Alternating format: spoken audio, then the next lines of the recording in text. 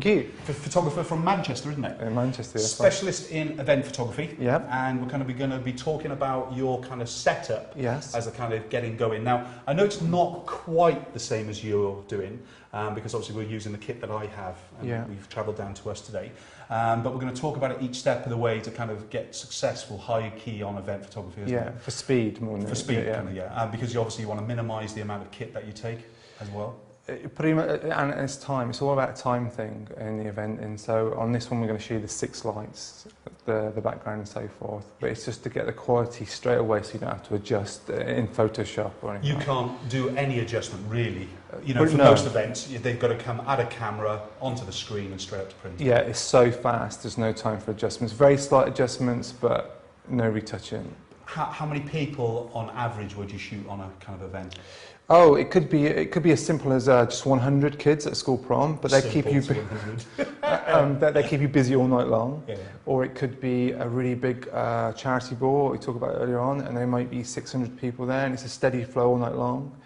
It could be anything. It could be dogs. You know, you just haven't got time. The pressure's on to sell those photos very quickly, and sometimes you only got maybe 2 hours to do it. Do you suffer with the width of this background tool? Do you ever struggle with it? Sometimes I do. I always say to myself, and I say to everybody at the event, right, tonight we're not going to do any bigger groups than 6, but you can guarantee there's someone can you do 30 of us or something, which you can't. But I sometimes get maybe 14 on. And I do struggle a bit, especially if they're big lads. Just across the width? Oh, no, it's built up, and everything else. Like a pyramid shape. That's why I always work on pyramids. Do you carry props around as well for posing on? I used to, but not anymore. Depends if it's a themed event. I do carry some props, but I used to carry toy guns. I don't anymore. And to be honest, it depends what kind of theme it is. We can chuck some stuff in, like feather boas, if it's 50s or something like, you know, cigarette holders. But generally, no. It's generally just as it is. Perhaps we can get some stills from you to actually just show the different kind of themes and everything else. Yeah, of course. Yeah. Okay, let's go into the lighting, because really this paper going across the top, or the vinyl that we're using today, isn't just so you can high this up, is it? It's to really clean up the kind of the floor and the bend, no? Oh, definitely, yeah. It kind of works together. It allows us to lift it up off the floor, but also it allows us to have a really, really clean curve on there. There's no shadows in that whatsoever. So, as a rule of thumb, you shoot on f8, you said? F8. The subject's on F8. The reason you shoot f8? F8's good aperture to use. It gives me plenty of depth of field. I don't need to go any more than that. I don't need to have the lights any higher. The lower the lights, the quicker they recycle. Means the quicker I can work. If I try and shut them down, you know, it's maybe F11, F16, the light's going to take longer to recycle. And it's all about everything to do with the event and speed, and equality, obviously. So everything's set that way. Okay. So as far as the F8 is concerned then, sorry, I forgot to ask, are you shooting JPEG or RAW file? JPEG only, and we never ever shoot full high resolution JPEG, it's only medium. Right, okay. For speed again. Do you shoot to the card as well as tethered? Or yeah, shoot directly to the card and tethered. So I've got a backup of both, yeah. Brilliant. Okay, so let's go on to the main lights. We've got two shoot through umbrellas. Yep. Yep. And they're both metered the same. Exactly the same, yeah. Do you switch each one off then to me? Yes, you should switch one off at a time, F8, and then turn it off, turn this one on F8, yeah. And that's obviously, as you said, to get an even light across the group. Yeah, exactly that. Sometimes I'd prefer these lights to go back a bit further if we had more space, just so the light spills more. Yeah. Because again, the women are our target, and if they're wearing a big dress, that dress needs to be lit properly. Yeah. This is just a little bit too cramped. You need about another 2 feet, 3 feet. Yeah, get those lights back so we get a really good spill off there. But the good thing about it, if you think about it, you're doing high key photography already here, and we'll shoot some images in a minute. But in what, a 6 to 8 feet gap? Yeah. You could easily get away with this if you were starting out or you were put into a small area. This is great for like maybe 3 or 4 people on a background. Yeah.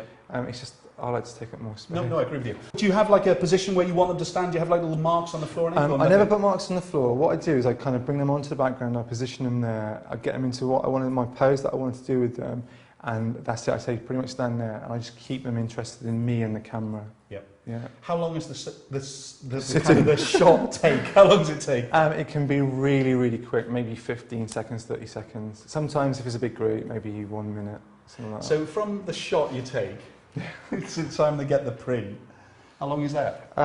Well, we like to keep the print station away from the background. So the picture's taken within less than a second. It's on our screen, or it's queued to be on the screen. It's on there somewhere, and they can then walk over to see the picture. And from there, once they've chosen the picture, they can go in 15 seconds tops. Let's bring it all back to the basics, because I think the secret of your technique, to be honest, is this little the baby. It's hiring this up. You paper across it. I know we're using vinyl today, but we'll get a similar result.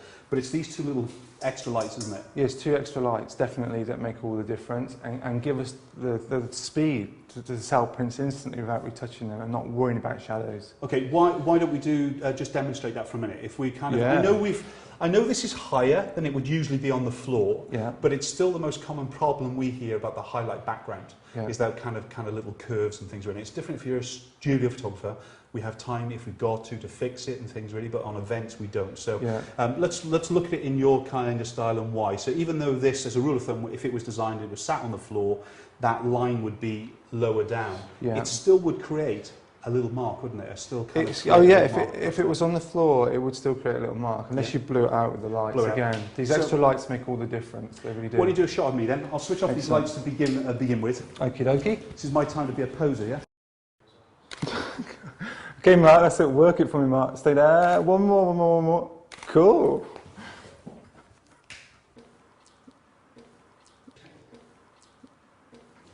Okay, Mark, and again for me. More effort, Mark. Come on. One more. Fantastic. Okay, Mark, so what you can see, with two lights off, you've got a clear line across there straight away. What a difference with the lights on. Yeah. And that's going to print perfect for you then, isn't it? Yeah, it'll print perfectly. But to make sure that it'll print perfectly, what we would do beforehand is obviously we do all our test shots, and then we would do some test prints as well. So when a customer comes in, we know exactly what they're going to get. So that could be a member of your team that just stands here, you do the shot, you take it over to the printer, make sure it all kind of comes out exactly that. And what we do, on these ones we've shot full length as a demonstration, but we would shoot full length, half, and the close up as well. Right. Do you pose them at all? Definitely, yeah. Because although a lot of the school proms, the young girls know how to pose themselves these days because of Facebook, they have to take their own pictures and so forth. When they get on there, they're quite stiff, and because they've got a big audience as well, they're not sure what to do. So yeah, definitely. We've talked about kit, and we've talked about setting it up, and we've talked about the kind of why and how.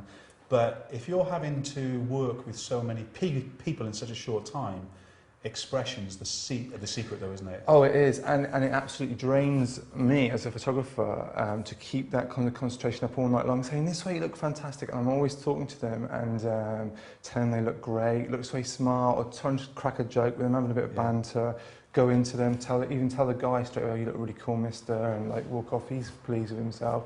So and it's just getting that expression all the time, and the girl's often a bit pouty, which is quite cool, but sometimes it's not. So it's just getting a smile for the parents, really. It's still the photographer's job, though, isn't it? Oh, as much as we're going on how easy this is, it is a photographer that is going to make the sale, because it's the expression that is the seller.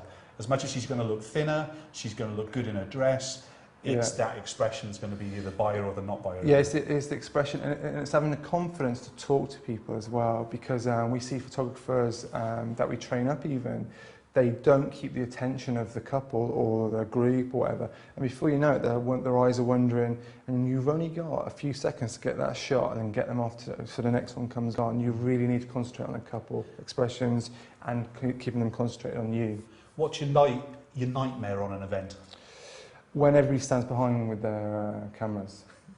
That I often say to them, guys, please, you set my lights off, which I do like to let them set the lights off because they can see what's happening. And often with their compact cameras, the lights go off with their flash, ruins their photos.